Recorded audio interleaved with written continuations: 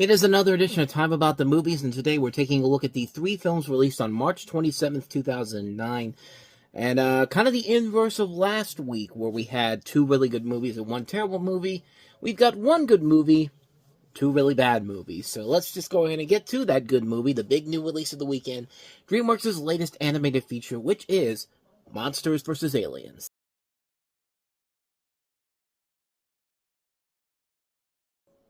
Kind of the forgotten DreamWorks animated movie. In fact, we're kind of in that area where DreamWorks had a couple of animated movies that didn't necessarily uh, not really, I wouldn't say age well over time, but they don't get as much traction or attention as something like, the Shrek movies, or the Madagascar movies, or the How to Train Your Dragon movies, or Kung Fu Panda, or even sequel movies that have gotten sequels as of late, like Trolls and The Croods, The Boss Baby, The Wild Robot, Bad Guys. Yeah, this is kind of in that category of stuff like Over the Hedge, and B-Movie, and also even Megamind. Megamind hasn't really advanced into a big franchise in general.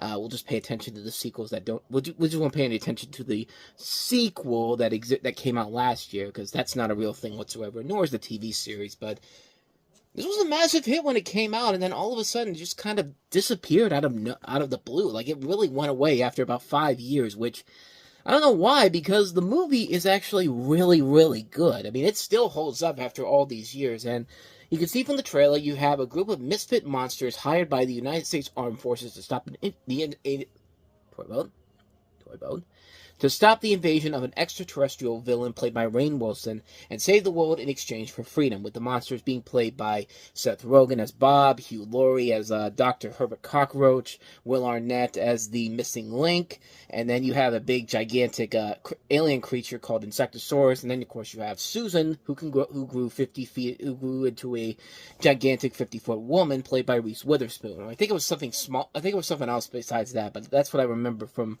When I think of that, I think of the Attack of the 50-Foot Woman. But this was actually the first DreamWorks animated feature to be released and produced in 3D, instead of just being converted into 3D. As, like I said before, we're kind of getting into that point where we're going to start to seeing a lot of 3D movies that weren't made in 3D being converted into 3D, because everyone thought that was going to be the next big thing.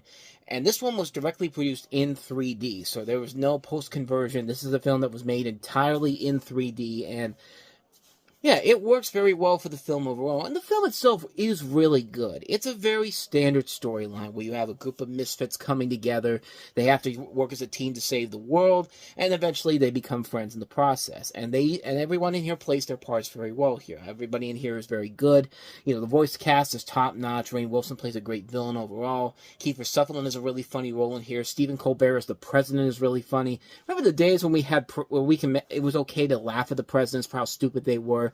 Like, Stephen Colbert in this movie is absolutely hilarious as the president. I mean, he has some of the more memorable lines in the movie. I mean, how can you forget the part where, he shoots the gun at the aliens? It's just like, eat lead, aliens, and then the aliens eat up all the lead. It's just like, evidently they eat lead, and he throws the gun. And it's just like, I'm brave. I'm a brave president. Like, God, I miss those days when it was okay to make fun of the president, and not now, where you're literally scared to say anything, and you might have a missile strike landed on you because of you hurt his feelings and all that type of stuff. But okay, that's another thing altogether. But the bottom line here is that this is actually a really fun movie. It's a very solid film.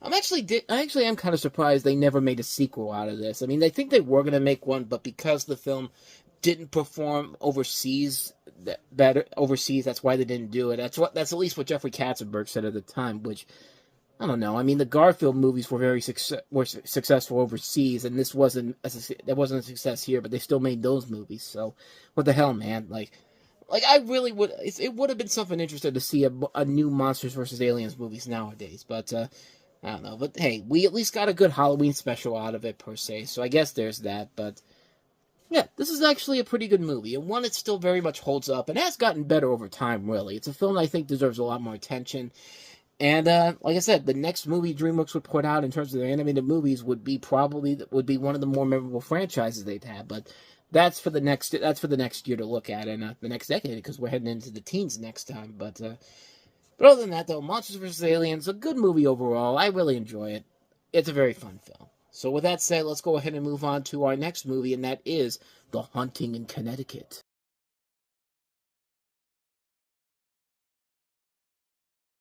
Yes, based on a true story. Pay no attention to the fact that the scenes in this movie literally rip off from nearly every single horror film franchise ever made. I mean, there's literal parts of this where you see elements of the Amityville Horror, A Nightmare on Elm Street. I mean, The Grudge. I mean, there's just so many rip-offs in this movie. And the film itself, it's just not a good movie, man. This is one of those examples where the movie probably could have gotten away with it, but they had to throw in the based on a true story, which, yeah, turned out not to be a true story after all. But the film is alleged to be about Carmen Snedeker and her family through Ray Garton, author of In a Dark Place, the story of a true haunting, who has publicly distanced himself from the accuracy of the events he depicted in the book. And it follows the story of the fictional Campbells as they move into a house, a former mortuary, to mitigate the strains of travel on their cancer-stricken son, Matt.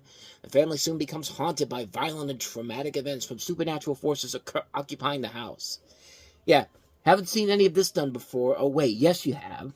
You've seen this done before in a number of different movies. And, like I said, they could have gotten away with it if they hadn't put that 5 simple words at the end there, based on a true story, because automatically, you have automatically lost the audience right there, because everyone knows none of this shit actually happened. As much as you want to try to admit yourself to that, no, none of this happened. And, of course, the people that were going to go see this movie went to go see it because teenagers have no brains. Let's be honest with you. I mean, I've said it before. Most of them are the equivalent of TikTok influencers who have no real sense of brains or skills and all. They just want to get clout for that 15 minutes of shame. But this really does feel like this movie is made for them. It's a movie where they go and see it opening weekend, they take a date to it, hoping they'll get some TNA, get laid, and then they'll never think about this movie again afterward. Like, they'll say that, oh, I remember how great this movie was. No, you remember how great it was when you got laid afterwards. I mean, that's pretty much why this movie exists. Yeah, at times the visuals can look pretty good, but at the same time, though, the fact that it had to pull the based on true events bullshit, yeah, it automatically lost the plot altogether. And it just is another generic-ass haunted house horror movie, which there have been so many other better ones, but this one doesn't even try to hide the fact that they're ripping off from nearly every other horror franchise out there. This is a terrible movie. Avoid this one like the plague. The Haunting in Connecticut. Yeah. So, with that said, let's go ahead and move on to our last movie, which is John Cena starring in his second film as he was still in the WWE, and maybe even stupider than the Marine was. This is 12 Rounds.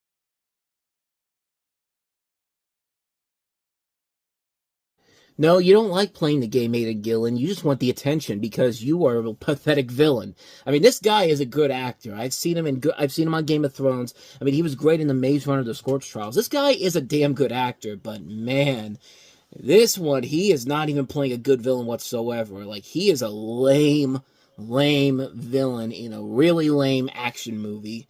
And how the mighty have fallen with Rennie Harlan. I mean, you go from, A Nightmare on Elm Street, what was it, 4, I think it was, he directed, then Die Hard 2, then Cliffhanger, then The Last Boy Scout, and this is what you've been reduced to since The Long Kiss Goodnight is what I should say, but, actually, he did do The Last Boy Scout, if I'm not mistaken.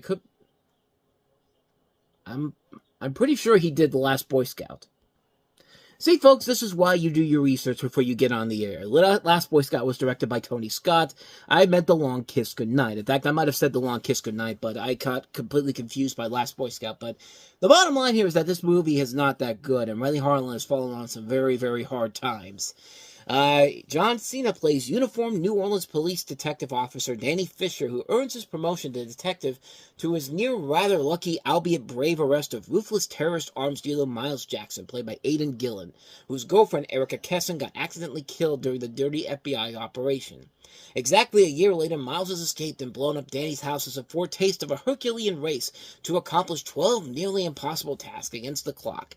Otherwise, his kidnapped girlfriend Molly, played by Ashley Scott, will be killed. Yet at the end, another master plan is suspected, because of course it is. It wouldn't be this type of a movie if the villain was trying so hard to get as much attention as he can And boy, this movie is fucking awful. I think that the bottom line of what everything I've been trying to build up to this is that this movie is fucking awful. This is a terrible, terrible movie. And it's not because of John Cena. It's not because of him. It even isn't because of Aidan Gillen. They're just playing really lame stock characters. I've seen these people act in better movies. I've seen Ashley Scott act in better movies. Nobody is given anything interesting or intriguing to do whatsoever. The script is an abomination. This thing is an abysmal mess of a movie. The action sequences are so poorly put together. I mean, this is really lazy stuff here, and it's just like, what are you even doing with this movie? Nobody in this movie is intimidating. Nobody in this movie is threatening. This is a mess of a movie. A sloppy, sloppy mess that's mostly because of a bad script, a director who has clearly lost his way, no matter how many movies I get completely wrong with it that he was involved in. But this is just an abysmal film. This is the type of movie that you expect from WWE Studios. This is the studio, of course, behind such notable, memorable classics. Remember See No Evil? Remember The Marine? Remember The Condemned? You know, all these movies that came out and were supposed to be big blockbusters, and they're just movies that are pretty much on the same level of a Steven Seagal or Wesley Snipes directed DVD movie, but because they are a rising action star like a John Cena or Kane or Stone Cold Steve Austin, clearly they're more than willing to go to the big screen for it with it, and no. It just isn't. I think you get the point here. 12 Rounds is a bad movie, and let's be honest, once you watch the movie, you're going to want to put 12 rounds in your goddamn head because you just wasted 109 minutes of your life that you are never going to get back from this. Not the actor's fault that this is bad, just everything else. The bad direction, the bad action, the bad script. 12 Rounds, just avoid it, man. Avoid it like the plague. And so, with all that said, we wrap up another edition of Time About the Movies, and the next time we meet, we'll jump into April with 3 movies, including Fast and Furious, the 4th installment of the Fast and Furious series, but the first one since the first movie to reunite everybody back from the first movie. I mean, the last 2 films, Paul Walker was in the second one, and then they completely redid the cast for the third one, and then they brought everybody back for this one, and let's just say that the Fast and Furious history changed from that point on. But we also have Greg Matalo's follow-up to Superbad, Adventureland, with Jesse Eisenberg, Kristen Stewart, and Ryan Reynolds among its cast. And we also have Sugar, directed by the 2 directors who would later go on to direct Captain Marvel, Anna Bolen and Ryan Fleck. We'll take a look at those 3 movies. That'll be coming up tomorrow on the show, so definitely be on the lookout for that. With all that said, though, thank you so much for watching. And if you want to see more videos like this, please go ahead and hit that playlist on the next page. That way, check out the previous episode. And also, don't forget to hit the like, subscribe, notification button, and the bell. That's where you get updates on new videos when they come out. And we do post new videos here every day. So with all that said, I am off. I will see you guys next time. And until then, as always, take care.